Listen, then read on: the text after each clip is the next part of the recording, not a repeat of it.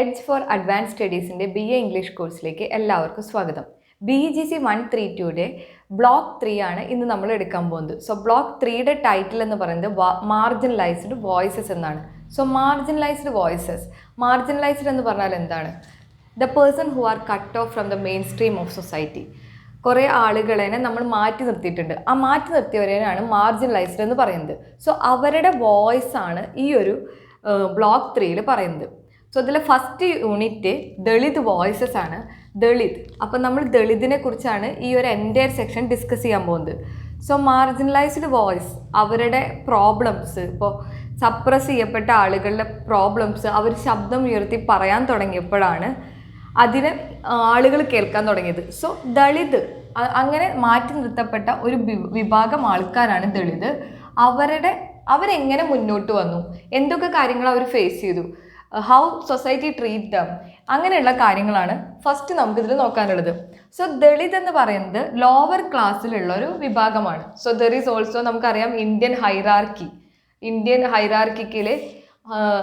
ഹൈറാർക്കിക്കലായിട്ട് divide ചെയ്യുകയാണെങ്കിൽ മുകളിലേക്ക് എടുക്കുന്നത് അപ്പർ ക്ലാസ്, ബ്രാഹ്മിൻസ്, അങ്ങനെയുള്ള ആളുകളാണ്. ലോവർ ക്ലാസ്സിൽ ഏറ്റവും അൺടച്ചബിൾ എന്ന് പറഞ്ഞ് മാറ്റി നിർത്തപ്പെട്ടവരാണ് ദളിത്. സോ അവരെ എങ്ങനെ എക്സ്പ്ലോയിറ്റ് ചെയ്തിരുന്നത് അപ്പർ ക്ലാസ് എന്നൊക്കെയാണ് ഇനി പറയാൻ പോകുന്നത്. സോ ദളിത് എന്ന വാക്കിൻ്റെ ലിറ്ററൽ മീനിങ് എന്ന് പറയുന്നത് ബ്രോക്കൺ പീപ്പിളാണ്, തകർന്നു പോയ ആളുകൾ. സോ അവരെ നമ്മുടെ നാട്ടിൽ വിളിച്ചിരുന്നത് അൺടച്ചബിൾ എന്ന് പറഞ്ഞിട്ടാണ്. നമ്മൾ കേട്ടിട്ടുണ്ടാവും തൊട്ടുകൂടായ്മ, അങ്ങനെയുള്ള കുറേ പണ്ടത്തെ ആചാരങ്ങൾ ഇപ്പോഴും നിലനിൽക്കുന്നുണ്ട്. വലിയ വലിയ ബ്രാഹ്മൺ ഹൗസുകളിൽ പോയാൽ ഇന്നും ഈ പാവപ്പെട്ട ആളുകൾക്ക് പിന്നിലെ ഏതെങ്കിലും സ്ഥലത്ത് കൊണ്ടുപോയി ഫുഡ് കൊടുക്കാനൊക്കെ കൊണ്ടുപോയി ഇരുത്തുകയാണ് ചെയ്യുക. സോ അത്രയ്ക്ക് മാറ്റി നിർത്തപ്പെട്ട ഒരു വിഭാഗത്തെക്കുറിച്ചാണ് ഇന്ന് പറയുന്നത്. സോ അവരുടെ ലിറ്ററേച്ചർ, ഇപ്പം അവരൊരു ലിറ്ററേച്ചർ എഴുതുവാണെങ്കിൽ നമുക്കറിയാം അത് എന്തിൽ നിന്ന് വന്നതായിരിക്കും. അവരുടെ സഫറിങ്, അവരുടെ പെയിൻ, അവരുടെ ആങ്കർ, അവരുടെ പ്രൊട്ടസ്റ്റ്, ഇതൊക്കെ ആയിരിക്കും അവരുടെ ലിറ്ററേച്ചറിലൂടെ അവർ ജനങ്ങളിലേക്ക് എത്തിച്ചിട്ടുണ്ടാവുക. സോ അത് തന്നെയാണ് ഇവിടെ പറയുന്നത്. ദളിത് എന്ന് പറഞ്ഞ ആളുകൾ ലിറ്ററേച്ചർ എഴുതാൻ തുടങ്ങിയത് അവരുടെ സഫറിങ്, അവരുടെ ആ വേദന ജനങ്ങളിലേക്ക് എത്തിക്കാനാണ്. അങ്ങനെയെങ്കിലും അവരുടെ വോയിസ് പുറത്തേക്ക് വരട്ടെ, അങ്ങനെ ഒരു ചിന്താഗതിയിലാണ് ഇങ്ങനെ ഒരു ലിറ്ററേച്ചറിൻ്റെ മീഡിയമായി യൂസ് ചെയ്തിട്ട് അവർ എഴുതിയിരുന്നത്. സോ മീഡിയം ഓഫ് എക്സ്പ്രഷൻ ആയിട്ട് അവർ യൂസ് ചെയ്തിരുന്നത് ലിറ്ററേച്ചറിൽ പോയട്രി, ഓട്ടോബയോഗ്രഫി, ഷോർട്ട് സ്റ്റോറി, ഈ 3 വിഭാഗത്തിലൂടെയാണ് അവരവരുടെ വേദനകളും പ്രശ്നങ്ങളൊക്കെ ജനങ്ങളിലേക്ക് എത്തിച്ചിരുന്നത്. സോ ദളിത് മൂവ്മെൻറ്റ് ആദ്യമായി തുടങ്ങിയത് മഹാരാഷ്ട്രയിലാണ്. സോ ഈ ഒരു ടെസ്റ്റ് നമ്മൾ എടുത്തത് എലീനർ ഷെല്ലറ്റ് എന്ന് പറഞ്ഞ professor of the history at university of പിനോഷിറ്റ US, worked and published on Dalit movement, well known ബുക്കായ ഫ്രം അൺടച്ചബിൾ ടു ദളിത് എന്ന ബുക്കിൽ നിന്നുള്ള ഒരു ഭാഗമാണ് നമുക്ക് ഈ ഒരു സെക്ഷനിൽ പറയാനുള്ളത്. സോ എലീനിയർ ഷെല്ലറ്റിൻ്റെ ബുക്കായ ഫ്രം അൺടച്ചബിൾ ടു ദളിത്, അങ്ങനെയുള്ള ആ ബുക്കിൽ നിന്ന് ഒരു ഭാഗമാണ് നമുക്ക് പറയാനുള്ളത്. സോ അൺടച്ചബിൾ ടു ദളിത്, അതെന്താ അങ്ങനെ? ദളിത് എന്ന് പറയുന്നു. സോ ഈ അൺടച്ചബിൾ എന്ന് പറഞ്ഞതാണ് ഇവരെ ആദ്യം പറഞ്ഞിരുന്നത്. ഇവരെന്നെ തൊട്ടുകൂടാത്ത, നമുക്ക് തൊടാൻ പാടാത്ത ഒരു വിഭാഗം ആൾക്കാരാണ്, അവരെ മെയിൻ സ്ട്രീമിലേക്ക് കൊണ്ടുവരരുത്, അങ്ങനെ മാറ്റി നിർത്തപ്പെട്ടതാണ്. പക്ഷെ ഇവരുടെ മൂവ്മെൻറ്റ്സിലൂടെ ഇവർ സ്വയം എടുത്ത നെയിമാണ് ദളിത്. ദളിത് എന്ന വാക്ക്, ബ്രോക്കൺ പീപ്പിൾ എന്ന് വെച്ചാൽ ഇൻസൈഡിൽ അവരത്രയും ബ്രോക്കൺ ആണ്. സോ അതുകൊണ്ട് തന്നെ ആ ഒരു നെയിം ഇവരായിട്ട് ഇവരുടെ മൂവ്മെൻറ്റിൽ നിന്ന് കൊണ്ടുവന്നതാണ്. That's why from untouchable to Dalit എന്ന് പറയുന്നത്. സോ ദളിത് മൂവ്മെൻറ്റ് ആദ്യമായി ബിഗിൻ ചെയ്യുന്നത് മഹാരാഷ്ട്രയിലാണ്. ദളിത് സാഹിത്യ മൂവ്മെൻറ്റ് എന്ന് പറയുന്നതും മഹാരാഷ്ട്രയിലാണ് തുടങ്ങുന്നത്. സോ അതിലെന്താ പറയുന്നത് വെച്ചാൽ ഒപ്രസ്ഡ് പീപ്പിൾസിൻ്റെ ലിറ്ററേച്ചറാണ് ഈ ദളിത് സാഹിത്യ മൂവ്മെൻറ്റിലൂടെ മുന്നോട്ട് വന്നത്. സോ ഈ ഒരു ദളിത് സാഹിത്യ മൂവ്മെൻറ്റ് മഹാരാഷ്ട്രയിൽ കൊണ്ടുവന്നെങ്കിലും ഇന്നത് പല പാരലൽ ഇവൻറ്റ്സ് എന്ന് വെച്ചാൽ അതുപോലെയുള്ള ഇവൻറ്റ്സ് ആയിട്ട് തന്നെ കർണാടക, ഗുജറാത്ത്, അവിടെയൊക്കെ ഇത് ഇപ്പോഴും നടന്നുകൊണ്ടിരിക്കുന്നുണ്ട്. അതിനർത്ഥം എന്താ? ഇന്ന് ഇത്രയും ഡെവലപ്ഡ് ആയിട്ടും, may be we know India is A developing country, എന്നാലും നമുക്കറിയാം അത്യാവശ്യം ഡെവലപ്മെൻറ്റ്സ് ഇന്ന് ഇന്ത്യയിലുണ്ട്.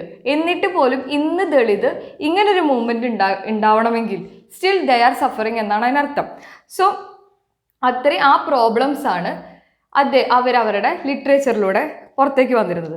സോ ഫസ്റ്റ് ഇവരെ വിളിച്ചിരുന്നത് ഹരിജൻ എന്നാണ്. നമുക്കറിയാം ഹരിജൻ എന്ന വാക്ക് ഗാന്ധിജിയാണ് ആദ്യം യൂസ് ചെയ്തത്. ദൈവത്തിൻ്റെ മക്കളെന്നായിട്ടാണ് പറഞ്ഞിരുന്നത്. പക്ഷെ പിന്നീട് അത് ഷെഡ്യൂൾഡ് കാസ്റ്റ്, അൺടച്ചബിൾ അങ്ങനെയൊക്കെ യൂസ് ചെയ്യാൻ തുടങ്ങിയപ്പോൾ ദളിത് തന്നെ സ്വയം യൂസ് ചെയ്യാൻ തുടങ്ങിയതാണ് ദളിത് എന്ന പേര്. സോ ഇതിൻ്റെ ഹിന്ദിയിലും മറാത്തിയിലും ഉദ്ദേശിക്കുന്ന മീനിങ് എന്ന് പറഞ്ഞാൽ ഗ്രൗണ്ട് ഡൗൺ ഡിപ്രസ്ഡ് എന്നാണ് ഇതിൻ്റെ ഹിന്ദിയിലും മറാത്തിയിലും ഉള്ള മീനിങ്. സോ ദളിത് എന്ന വാക്കിൻ്റെ ലിറ്ററൽ മീനിങ് ബ്രോക്കൺ പീപ്പിൾ ആണെങ്കിൽ ഹിന്ദിയിലും മറാത്തിയിലുള്ള മീനിങ് ഗ്രൗണ്ട് ഡൗൺ ഡിപ്രസ്ഡ് അങ്ങനെയാണ്. സോ മഹർ കാസ്റ്റിൽ നിന്നാണ് ബിഗിൻ ചെയ്തിരിക്കുന്നത് പറഞ്ഞു. സോ മഹർ കാസ്റ്റ് എന്ന് പറയുമ്പോൾ നമ്മൾ ആദ്യം ഓർക്കുക ആരെയാണ്? We know Ambedkar is from Mahar cast അല്ലേ? നമ്മുടെ ഇന്ത്യൻ കോൺസ്റ്റിറ്റ്യൂഷൻ്റെ ഫാദറായ BR അംബേദ്കർ മഹർ കാസ്റ്റിൽ നിന്നാണ് വന്നിരിക്കുന്നത്. സോ അദ്ദേഹമാണ് ഏറ്റവും ഡൊമിനൻ്റ് ആയ പേഴ്സണാലിറ്റി. ഈ ഒരു ദളിത് മൂവ്മെൻറ്റിൻ്റെ ഏറ്റവും ഡൊമിനൻ്റ് ആയ പേഴ്സണാലിറ്റി ആരാണ്? BR അംബേദ്കർ. 1920 അദ്ദേഹം ഈ ഒരു മെയിൻ സ്ട്രീമിൽ വന്നത്. നമുക്ക് BR അംബേദ്കറിനെ കുറിച്ച് ഒരുപാട് കഥകൾ കേട്ടിട്ടുണ്ടാവും. So there is A story about BR Ambedkar. എന്താണെന്ന് വെച്ചാൽ പക്ഷേ ചെറുപ്പത്തിലെ മുടി വെട്ടാൻ പോയി. സോ മുടി വെട്ടാൻ പോയപ്പോൾ ബാർബർ ഷോപ്പിൽ ചെന്നിരുന്നു, മുടി വെട്ടാൻ തുടങ്ങി. സോ ഹീ ഡസൻ നോ എന്ന് വെച്ചാൽ ബാർബർ ഷോപ്പിൽ മുടി വെട്ടുന്ന ആൾക്ക് അറിയില്ല ഇത് ആരാണ്, ഏത് കാസ്റ്റ് ആണെന്നോ ആദ്യം അറിയില്ല. പക്ഷെ സംസാരത്തിനിടയിൽ എപ്പോഴോ അറിയാതെ മഹർ കാസ്റ്റ് എന്ന് അംബേദ്കർ പറഞ്ഞു പോയി. സോ അദ്ദേഹം എന്താ ചെയ്തെന്നറിയോ? ആ മുടി വെട്ടാവുന്ന ആൾ മഹർ കാസ്റ്റ് ആയതുകൊണ്ട് പാതി മുടി വെട്ടിയിട്ട് പാതിയാക്കിയിട്ട് പറഞ്ഞയച്ചു. സോ ഇത് വല്ലാത്തൊരു ഫീൽ ചെയ്തൊരു മൊമെൻ്റാണ് നമ്മുടെ അംബേദ്കറിനെ. സോ ഇങ്ങനെ ഒരുപാട് ഇൻസിഡൻറ്റ് അദ്ദേഹത്തിൻ്റെ കുറേ ബുക്സിൽ നിന്ന് കാണാം. സോ അത്രയ്ക്ക് ഒരുപാട് പ്രശ്നങ്ങൾ അനുഭവിച്ചിരുന്ന ഒരു കാസ്റ്റാണ് മഹർ. എന്നിട്ട് പോലും അംബേദ്കർ ഇത്രയും മുന്നോട്ട് വരാൻ കാരണം ഒരു ടീച്ചറുടെ സഹായത്തോടെയാണെന്നും അദ്ദേഹം കഥയിൽ നിന്ന് പറയുന്നു. അദ്ദേഹത്തിനെ ക്ലാസ്സിലെ കുട്ടികളുടെ കൂടെ ഇരുത്താറില്ല, നിലത്തൊക്കെ ഇരുത്താറ പതിവ്. എന്നാൽ പോലും ഒരു ടീച്ചർ മാത്രം, she's from upper class also, ആ ഒരു ടീച്ചർ ബ്രാഹ്മണാണെങ്കിൽ കൂടി അംബേദ്കറിൻ്റെ കഴിവ് കണ്ടിട്ട് ആ ഒരു ടീച്ചറാണ് അംബേദ്കറിനെ പ്രൊമോട്ട് ചെയ്ത് കൊണ്ടുവന്നതെന്നും കഥയുണ്ട്. സോ അങ്ങനെയുള്ള അംബേദ്കറാണ് ഈ ദളിത് മൂവ്മെൻറ്റിൻ്റെ first voice, first dominant person of Dalit movement. So അദ്ദേഹം ബുദ്ധിസത്തിലാണ് വിശ്വസിച്ചിരുന്നത്. നമുക്കറിയാം ഇന്ത്യയിൽ ഏറ്റവും കൂടുതൽ മുന്നിൽ നിന്നിരുന്ന ഒരു മതം എന്ന് പറയുന്നത് ഹിന്ദുത്വമാണ്. ദെൻ മുസ്ലിംസ്, ദെൻ ക്രിസ്ത്യൻസ്, അങ്ങനെയാണ് നിൽക്കുന്നത്. സോ ഇതിനിടയിലേക്ക് ബുദ്ധിസ്റ്റ് വന്നാൽ എങ്ങനെയായിരിക്കും? ഡെഫിനറ്റ്ലി ദേ ആർ മാർജിനലൈസ്ഡ് അല്ലേ? ഒരു എന്താ പറയുക, മാറ്റി നിർത്തപ്പെട്ട ഒരു സമൂഹമായിട്ടായിരിക്കും കാണാം. സോ ഈ ദളിതുകളും ബുദ്ധിസ്റ്റുകളെയാണ് ഫോളോ ചെയ്തിരുന്നത്. ദെൻ ഈ മഹറിലെ ഈ ഒരു കാസ്റ്റ് എന്ന് വെച്ചാൽ മറാത്തി സ്പീക്ക് ചെയ്യുന്ന ഈ ബുദ്ധിസ്റ്റുകൾ 80% ഇന്നുണ്ടെന്നാണ് പറയുന്നത്.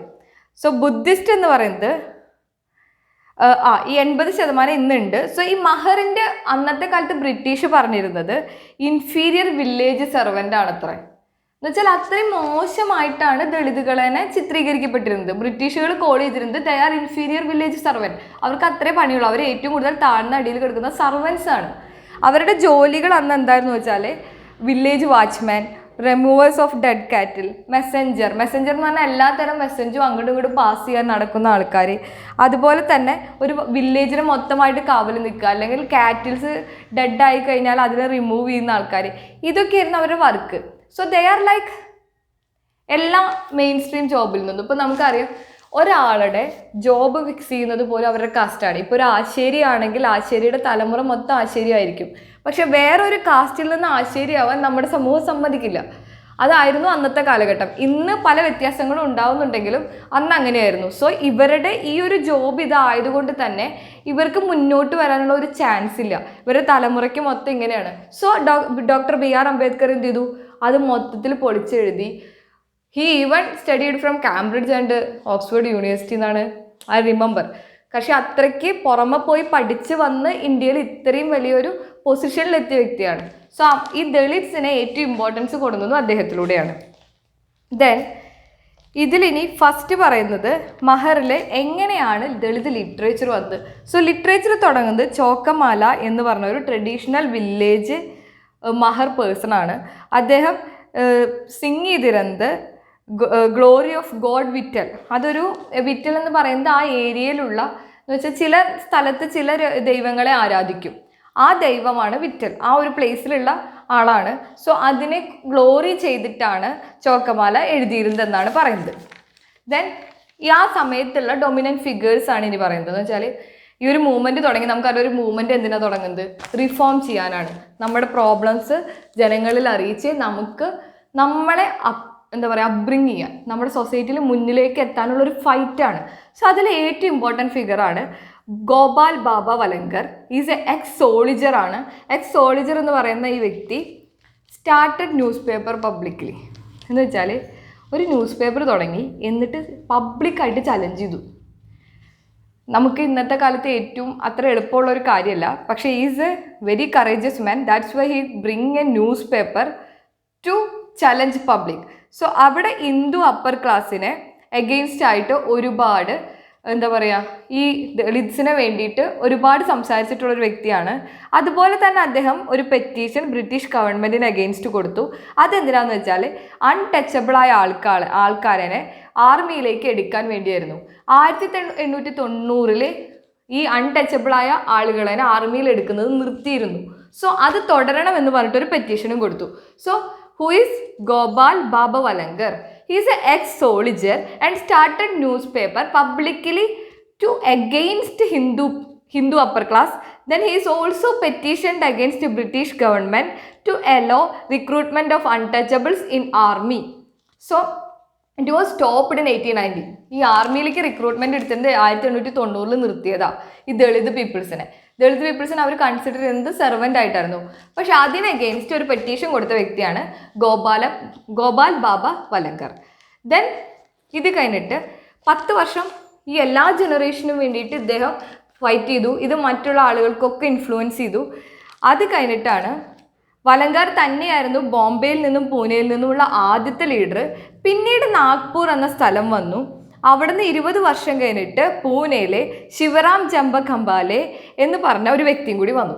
സോ എനദർ പേഴ്സൺ ആണ് ശിവറാം ജംബ കാംബ്ലെ. ഈ നെയിം മറക്കാതെ ഓർത്ത് വയ്ക്കുക, ശിവറാം ജംബ കാംബ്ലെ. ഈ വ്യക്തി പിന്നെ വന്നു. അത് കഴിഞ്ഞിട്ട് പോയംസ് വരാൻ തുടങ്ങി. ഈ പോയംസ് ആരൊക്കെ എഴുതിയതാണ്? Kisan Fago Bansode, Hira Bansode is a famous Dalit റൈറ്ററാണ്. ഐ തിങ്ക് എനിക്ക് പഠിക്കാനുണ്ടായിരുന്നു ഒരു എന്താ ടു മൈ ബോസം ഫ്രണ്ടോ അങ്ങനെ ഒരു പോയം പഠിക്കാൻ. I didn't remember the title. പക്ഷേ അതിൻ്റെ കണ്ടൻറ്റ് ഇങ്ങനെയായിരുന്നു. അതിലെങ്ങനെയാണെന്ന് വെച്ചാൽ ഹീറോ ബെൻസോഡയുടെ ഒരു ബ്രാഹ്മിൺ ഫ്രണ്ട് വീട്ടിലേക്ക് വരികയാണ്. So she prepared everything. നമ്മുടെ വീട്ടിലേക്ക് ഒരു അപ്പർ ക്ലാസ് ആൾ അന്നത്തെ കാലത്ത് വരിക എന്ന് പറയുമ്പോൾ അത് സംതിങ് വെരി ഹാപ്പിയാണ്. അതും ബെസ്റ്റ് ഫ്രണ്ട് കാസ്റ്റ് പോലും നോക്കാതെ എൻ്റെ വീട്ടിൽ നിന്ന് ഫുഡ് കഴിക്കാൻ വരികയാണല്ലോ എന്നുള്ള സന്തോഷത്തിൽ ഹീര ബെൻസോഡെ അതിലെ പോയറ്റിൻ്റെ നെറേറ്റർ എല്ലാ സാധനങ്ങളും അറേഞ്ച് ചെയ്ത് വയ്ക്കും. പക്ഷേ ആ ഒരു ഫ്രണ്ട് വന്നിട്ട് ഭക്ഷണം കഴിക്കാനിരിക്കുമ്പോൾ ഈ സാധനങ്ങളൊക്കെ കണ്ട് കഴിച്ചതിന് ശേഷം ഫുൾ കുറ്റം പറയാണ്. സോ ഈ ദളിത് ദളിത് ഗേളായ ഈ കുട്ടി ഇത്രയും അറേഞ്ച് ചെയ്ത് വെച്ചിട്ടും അവരുടെ ഉള്ളിൽ ആ ഒരു അപ്പർ ക്ലാസ്സിൻ്റെ സുപ്രീമസി കാട്ടിയിട്ടാണ് ആ കുട്ടി പോയത്. സോ ഹീര അതിൻ്റെ അവസാനം പറയുന്നുണ്ട് ഇങ്ങനെ വരേണ്ട ഒരു ആവശ്യം ഉണ്ടായിരുന്നില്ല. ഇത് ഫുള്ള് ക്വസ്റ്റ്യൻ ചെയ്യാനും ക്രിറ്റിസൈസ് ചെയ്യാൻ വേണ്ടി മാത്രമാണ് ആ ഫ്രണ്ട് വന്നത്. സോ ഹീര ബെൻസോഡയുടെ ആ പോയത്തിൽ ഒരു ഫ്രണ്ട് ആയിരുന്നിട്ട് പോലും ഉള്ളിലുള്ള ആ അപ്പർ ക്ലാസ്സിൻ്റെ സുപ്രീമസി, ഇവൾ എന്നേക്കാൾ താഴെയാണ് എന്നൊരു ഫീൽ അന്ന് ഉണ്ടായത് കൃത്യമായി ചിത്രീകരിച്ചിട്ടുണ്ട്. So that is Hira Bansode. Then next person Kisan Fago. ഇവരുടെ പോയംസ് ആണ് അന്ന് വന്നിരുന്നത്. നമ്മൾ പറഞ്ഞു ദളിതിൻ്റെ പെയിനൊക്കെ എക്സ്പ്രസ് ചെയ്യാൻ യൂസ് ചെയ്തിരുന്ന 3 മീഡിയമാണ് poetry, autobiography, short story. So പോയട്രിയിലൂടെ അന്ന് ഇവരൊക്കെയാണ് ഈ ഫീലിംഗ് ഓഫ് പെയിനൊക്കെ ജനങ്ങളിൽ എത്തിച്ചിരുന്നത്. ദെൻ 26 വർഷത്തിന് ശേഷമാണ് ശിവറാം ജംബ കാംബ്ലെ വരുന്നത്.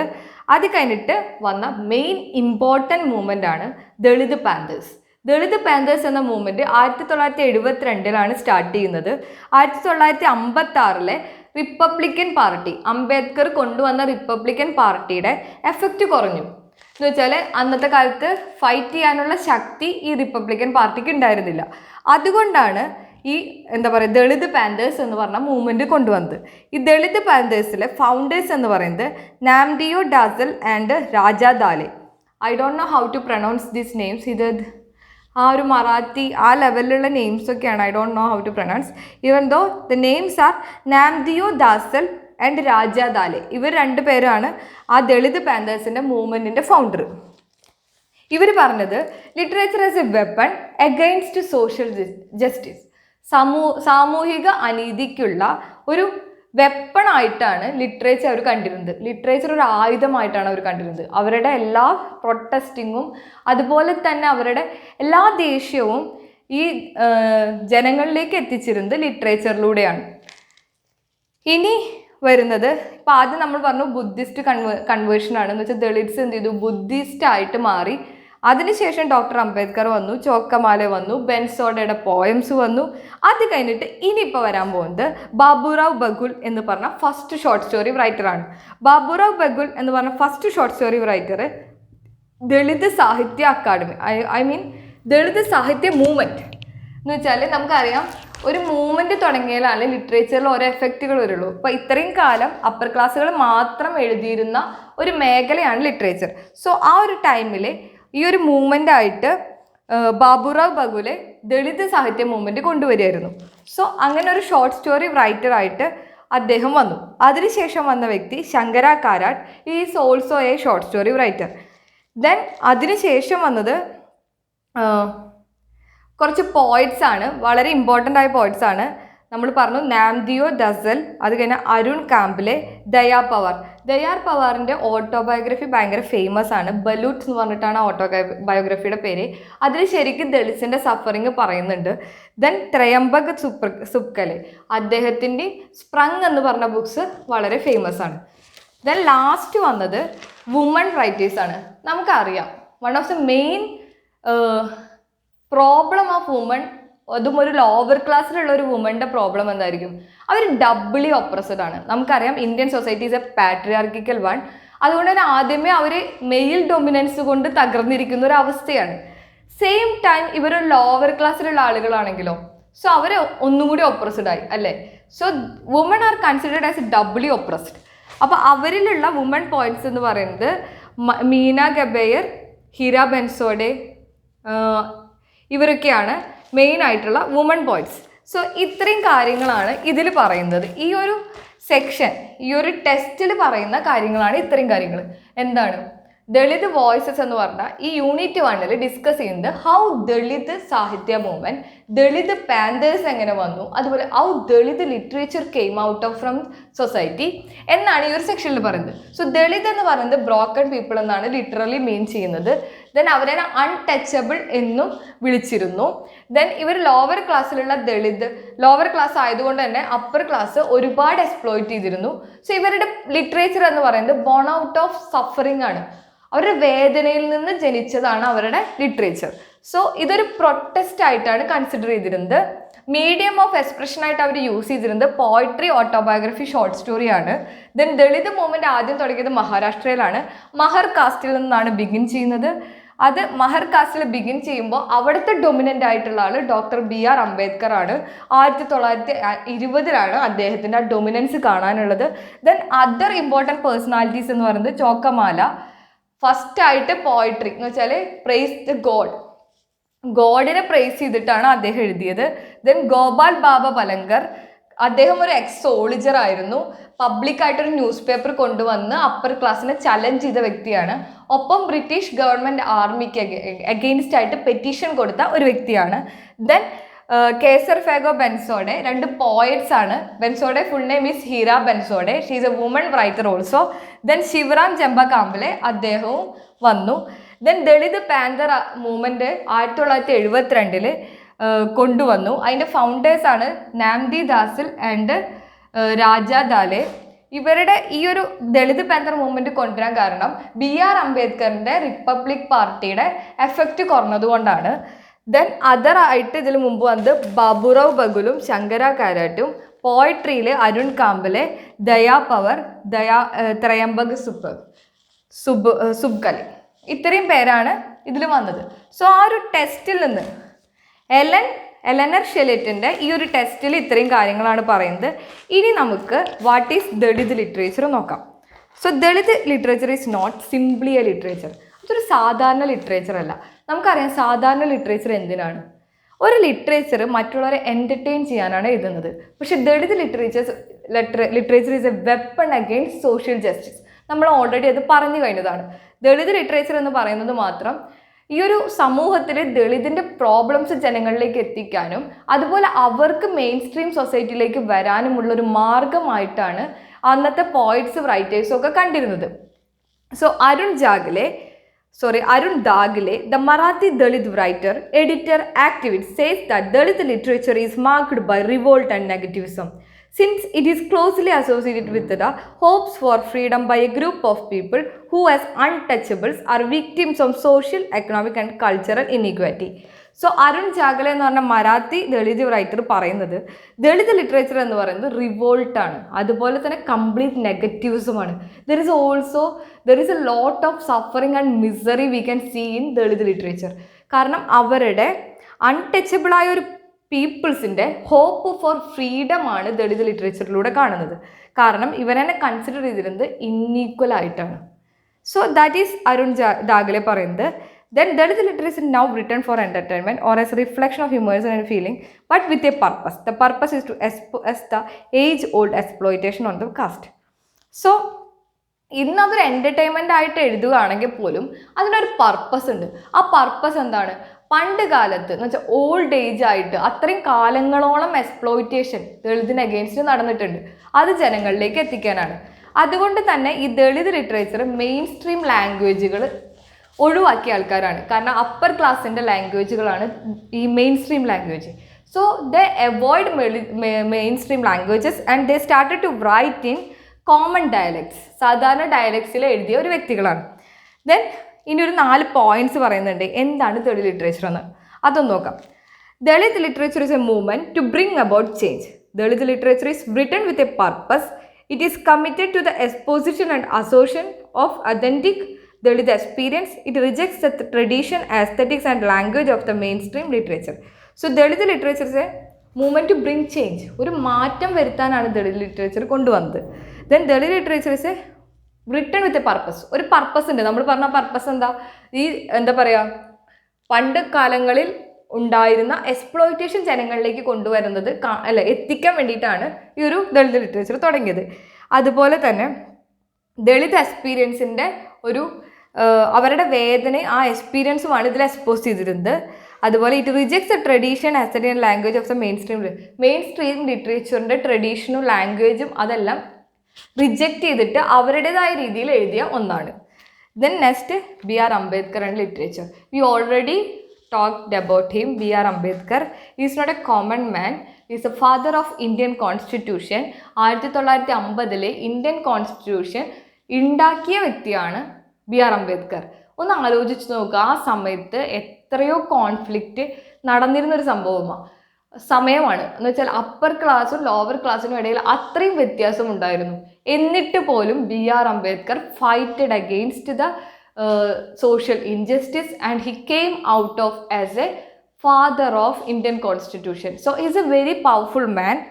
So ഇദ്ദേഹത്തിൻ്റെ റിവല്യൂഷണറി ഐഡിയ ഒക്കെ ഫോളോ ചെയ്തിട്ടാണ് ദളിത് പാന്തേഴ്സ് മൂവ്മെൻറ്റ് സ്റ്റാർട്ട് ചെയ്തത്. അതുപോലെ ഇദ്ദേഹം ബുദ്ധിസത്തിലേക്ക് കൺവേർട്ട് ആയിട്ടുണ്ട്. ദെൻ ഇദ്ദേഹത്തിൻ്റെ അന്നത്തെ കാലത്തുണ്ടായിരുന്ന കാസ്റ്റ് റീസ്ട്രിക്ഷൻ ഒന്ന് വായിച്ചു നോക്കാം. Hereditary, the child belongs the same caste as the parents. Heredity എന്ന് പറഞ്ഞാൽ എൻ്റെ അച്ഛൻ ഏതാണോ കാസ്റ്റ് അതേ കാസ്റ്റിൽ തന്നെയാണ് ഞാൻ ബിലോങ് ചെയ്യുക. ഇന്ന് 18 വയസ്സിന് ശേഷം നമുക്ക് നമ്മുടെ കാസ്റ്റ് ഫിക്സ് ചെയ്യാം എന്ന് പറഞ്ഞിട്ടുണ്ട്. സോ അന്ന് അത് ഉണ്ടായിരുന്നില്ല. Marriage restriction, marriage outside one cast is prohibited. മറ്റൊരു കാസ്റ്റിൽ നിന്ന് കല്യാണം കഴിക്കാൻ പറ്റില്ലായിരുന്നു. ഇന്ന് നിറയെ അങ്ങനെയാണ് കല്യാണം കഴിക്കുന്നത്. സോ അന്നത്തെ കാലത്ത് അതൊരു പ്രോബ്ലം ആയിരുന്നു. Profession, take up the work of another caste while giving up one's paternally inherited profession is banned. ഇത് ഞാൻ മുമ്പ് പറഞ്ഞിട്ടുണ്ടായിരുന്നു. എന്താ വെച്ചാൽ ഒരാളുടെ അച്ഛൻ ഏതാണോ വർക്ക് ചെയ്തത് അത് തന്നെയാണ് മക്കൾക്കും ചെയ്യാൻ പറ്റുന്നൊരവസ്ഥ. Then dietary rules, distinction made not only between vegetarian meat based diet but even the touching the food and water of people. അന്നത്തെ കാലത്ത് ദളിത്സിനെ ഇങ്ങനെ കാണുമ്പോൾ അവർ നിഴൽ തട്ടുക പോലും ചെയ്യരുതെന്ന് പറഞ്ഞിട്ട് മാറ്റി നടക്കണം, അല്ലെങ്കിൽ അവർക്ക് പനിഷ്മെൻ്റ് ആണ്. സോ അങ്ങനെ ഒരു സിറ്റുവേഷൻ, അവർ തൊട്ട വെള്ളം കഴിക്കരുത്, ഫുഡ് കഴിക്കരുത്, അവരെ കാണാൻ പാടില്ല, അങ്ങനെ ഒരു സിറ്റുവേഷനിലാണ് ദളിത്സുകൾ ഉണ്ടായിരുന്നത്. ദെൻ ഹൈറാർക്കി, ഹൈറാർക്കി എന്ന് പറയുമ്പോൾ നമുക്കറിയാം അപ്പർ ക്ലാസ്സിലുള്ള ആൾക്കാർ ലോവർ ക്ലാസ് ആയ ആൾക്കാരെ അത്രയും എക്സ്പ്ലോയിറ്റ് ചെയ്തിട്ടുണ്ട്. സോ ഇനി ഇതിൽ പറയുന്നത് thus Ambedkar fight against the exploitation of cruel caste system. ഈ ഒരു ക്രൂവൽ കാസ്റ്റ് സിസ്റ്റത്തിന് അഗെയിൻസ്റ്റ് അംബേദ്കർ ഫൈറ്റ് ചെയ്യുകയും അതുകൊണ്ട് തന്നെ ഇന്ന് ദളിതുകൾ പരസ്പരം കാണുമ്പോൾ വിളിക്കുക ജയ് ഭീം എന്ന് പറഞ്ഞിട്ടാണ്. നമ്മൾ നമസ്തേ ഹായ് എന്ന് പറയുന്നതിന് പകരം പരസ്പരം രണ്ട് ദളിതുകൾ കാണുവാണെങ്കിൽ അവർ പറയാ ജയ് ഭീം എന്നാണ്. അതെന്താ ഉദ്ദേശിക്കുന്നത് വെച്ചാൽ ഭീമറാവ് അംബേദ്കർ എന്നാണ് അംബേദ്കറിൻ്റെ full name. So that Bhim Jai Bhim ആ ഒരു ഇതിന് അത്രയും അംബേദ്കറിനോടുള്ള ആരാധനയും കടപ്പാടുമാണ് ആ ഒരു വാക്കിലൂടെ അവർ ഇന്നും പറയുന്നത്. അതുപോലെ തന്നെ ഇദ്ദേഹം മനുസ്മൃതി ഓപ്പണായി റിജക്റ്റ് ചെയ്ത വ്യക്തിയാണ്. മനുസ്മൃതി ജനങ്ങൾക്ക് ഇൻഈക്വാലിറ്റിയാണ് തരുന്നതെന്നും അത് നമുക്ക് ആവശ്യമില്ലെന്നും പറഞ്ഞത് അംബേദ്കറാണ്. സോ ഇത്രയും കാര്യങ്ങളാണ് ഈ ഒരു സെക്ഷനിൽ പറയുന്നത്. സോ എങ്ങനെയാണ് ദളിത് ലിറ്ററേച്ചർ വന്നത്, അതിൽ ഇമ്പോർട്ടൻ്റ് ആയ ആളുകൾ, ദളിത് പാന്തേഴ്സ് മൂവ്മെൻറ്റ്, ദളിത് സാഹിത്യ movement, then Dalit Panthers movement 1972 കൊണ്ടുവന്നത്. ദെൻ ഇതിൽ ഇമ്പോർട്ടൻ്റ് ആയ റൈറ്റേഴ്സ് ബാബുറാവ് ബഗുൽ, ശങ്കര കാരാട്ട്, അരുൺ കാംബ്ലെ, ദയാ പവാർ, ത്രയംബക് സുക്കലെ, ഹീര ബെൻസോഡെ, ദെൻ ഗോപാലബാബ വലങ്കർ, കേസർ വെഗോ, ചോക്കാമല, ശിവറാം ജംബില കാംബ്ലെ, ഇത്രയും പേരെ ഓർത്ത് വെക്കുക. ദെൻ ഡോക്ടർ BR അംബേദ്കർ ആണ് ഏറ്റവും ഡൊമിനൻ്റ് ആയ പേഴ്സൺ. ദെൻ ദളിറ്റ്സ് എന്ന് പറഞ്ഞാൽ ബ്രോക്കൺ പീപ്പിൾ എന്നാണ് ലിറ്ററലി മീൻ ചെയ്യുന്നത്. പക്ഷേ ആക്ച്വലി അന്ന് കോൾ ചെയ്തിരുന്നത് അൺടച്ചബിൾ ആണ്. അതുപോലെ ഈ ദളിത് എന്ന നെയിം ഇവർ സ്വയം ആക്സെപ്റ്റ് ചെയ്തൊരു നെയിമാണ് എന്നാണ് ഇത്രയും കാര്യത്തിൽ പറയുന്നത്. So that is unit 1 Dalit voices. So thank you, have A nice day.